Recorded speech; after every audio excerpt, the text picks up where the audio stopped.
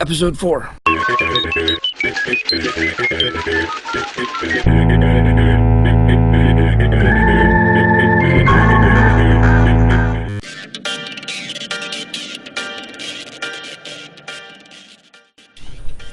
What is up, everyone? Welcome back to the channel. Today's episode is going to be a little different. I'm just going to start cleaning up everything underneath the hood, getting stuff out that I don't need or don't want. The AC components, the intake, since the motor's coming out anyway.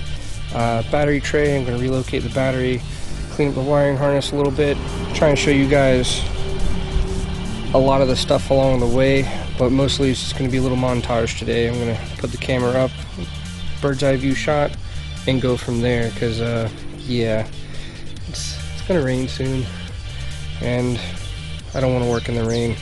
So hope you guys enjoy the video.